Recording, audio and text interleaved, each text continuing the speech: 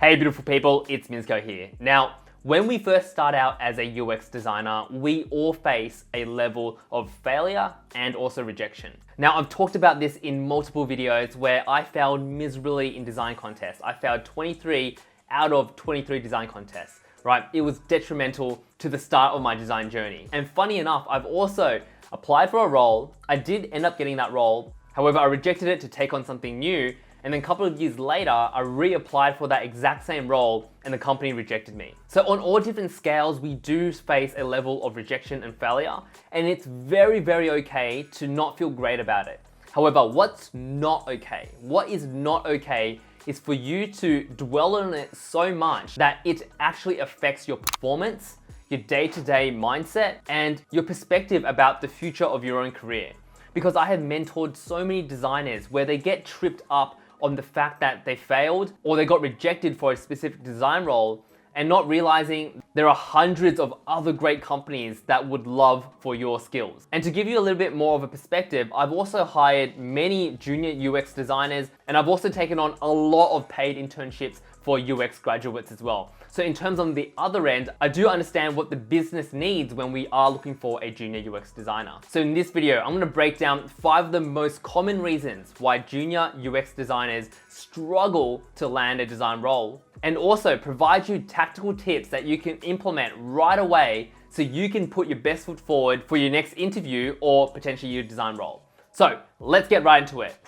Now, the first reason is that you're not actually even getting noticed. So imagine LinkedIn, there are lots of jobs, or Dribbble, there are lots of jobs, and you're applying for a role on one of these platforms.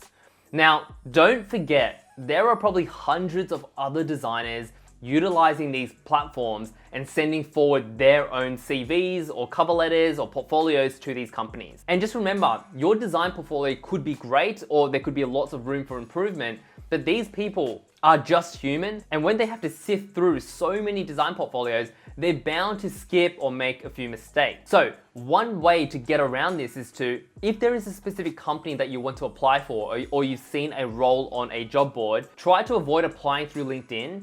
Maybe reach out to them through their website directly, or find people from the company that you can personally reach out on, such as LinkedIn or even Twitter, and spark a conversation. And instead of jumping right in and say, hey, I'd love to apply for the role, instead, maybe start the conversation by saying, I love that new project that you guys launched last week. I've been taking a look at it. I've been using it as inspiration. I would love to be part of your team, blah, blah, blah, blah, blah. It's always great to start conversations quite naturally and don't go in just expecting to get a return. Now, the second reason is, and something that I've noticed with a lot of UX graduates and junior designers, is that they think that the business expects them to be perfect at every aspect of UX design. However, as an agency owner, after hiring number of junior and also UX graduates, I never have the expectation of a UX grad or a junior designer to be great at all aspects. And also remember, the reason why businesses actually hire a junior designer is because, one,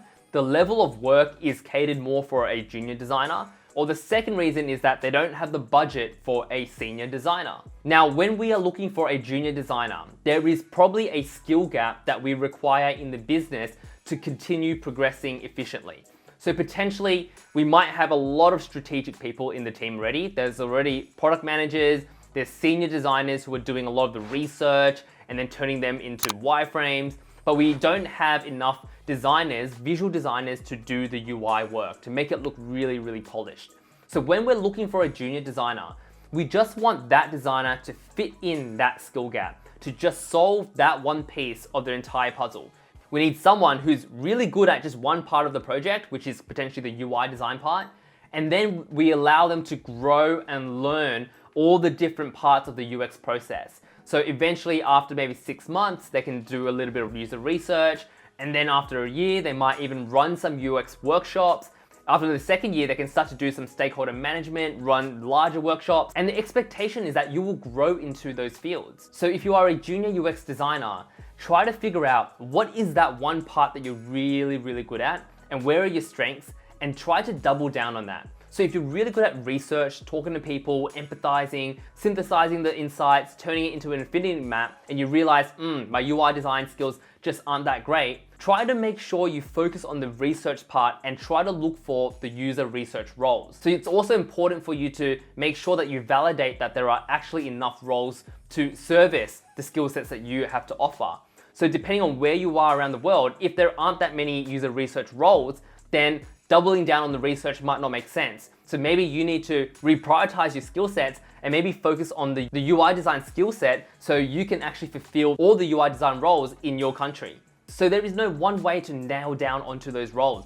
First, you just need to decide where is the demand and how can I fit into that? And it's really easy to figure out. All you have to do is head over to linkedin.com, search for a specific role such as UI design or UX design, and then filter through all the companies and see how many roles there are within your country or potentially remote jobs. And to be honest, UI design roles are a lot more in demand than user research as well. So if you are a junior UX designer, yes, you could double down and focus on research, but there probably just isn't that many roles for that specific skill set specifically. So potentially you will probably need to double down on your UI design skills, get your foot in the door, and then be able to broaden and expand your skill set and experiences to where you want to focus on. Now, the third reason is you don't have enough experience. And that makes sense because you just graduated or you're still a junior designer, but it doesn't make sense for that to be a reason why you can't land a design role. There are so many designers out there who have a full-time role with zero design experience when they first started. I personally talked about it in one of my videos where I talk about how I got my foot in the door with zero design experience and zero design credentials. So one thing that I need to focus on, and everyone talks about it, is side projects. Don't overlook how powerful a side project is. So one of the full-time hires that I hired at Mizco Media, George Hatseeds, he created a side project where he made checklist.design. He gathered all these insights about best practices for UI design work. He put it onto a Webflow website, built it, launched it, and he ranked #1 on Product Hunt. Thousands of people have used this website as a reference point, and that website is still live today, and it's still attracting hundreds of designers every single day. This does not require any coding. This just requires you to be a little bit more strategic in what you do. You need to have the patience, you need to have the perseverance, you need to have the grit, and you need to have the determination to actually sit down, design a website, build it in Webflow, requires no code. You can learn this over a weekend and launch a website and just push yourself to launch real projects that you can use in your case study and you can talk about it passionately in an interview. So if you want some ideas about what are some side projects that I can build, check producthunt.com. This website is where makers, designers build websites and little apps where they launch and they share it every single day. And you can find an endless amount of ideas that you can build yourself, launch it, and use as leverage when you're applying for a role. Now, the fourth reason is you just don't seem passionate, right? So when you go into an interview and you're talking to the interviewer or the employer, you just don't come off as a passionate designer. And I think it makes sense. There's a lot of people, and I'm not trying to say it's you, but a lot of people go into UX design boot camps thinking that it's a get rich quick scheme. And it's not. Not everyone is designed to be a UX designer or be designed as a successful UX designer. You need to have the passion behind it. You need to be insanely curious. You need to be building side projects. You need to be doing little projects on the side. You need to be constantly learning, trying new things, jumping into the 100-day UI challenge, all these little things that you can get yourself involved in, going to meetups, doing little talks. All this stuff is equity that you should be building when you are still searching for a role. Because when you go into an interview, you got to think about it. If you just showcase your design portfolio with 3 case studies, well, every single other junior designer out there is showcasing the exact same thing. So why are you any different? Why should a company even consider you? If you do all these side projects, you're part of meetups, you're very active in the design community, you've maybe launched a couple of websites where you share and document your own design journey as a junior designer, all this stuff that you talk about will show that you are so passionate about what you do. And this will attract employers and this will delight employers to wanting to actually hire you and bring you into the team, because they're not going to invest into you if you aren't going to add any value to their culture and to the process or to the work that they need to push out. Now, the last reason is you probably just need a better design portfolio. And I have seen a lot of UX designers coming out with a scrappy Wix portfolio with maybe 2 or 3 irrelevant case studies. Now remember what I mentioned previously, you are up against hundreds of other UX designers. You need to think about it. What makes you different, right? Is it the quality of the work? Is it the passion that you have? Like what makes you a little bit more different, a little bit more unique than everyone else, and why should the company hire you? And your portfolio will speak for itself. If you don't spend the time and the quality and the reassurance to making sure that your portfolio is the best that it can be, then you're not putting your best foot forward, and this will create a massive margin of error, and this is probably the biggest reason why you are getting rejected or you're not even getting noticed, because that design portfolio is the very first touch point that you are going to have with a potential employer or interviewer. And if you can't even seal that deal, then you need to reassess where the problem is, and you need to acknowledge that you need to spend a little bit more effort in redesigning that portfolio.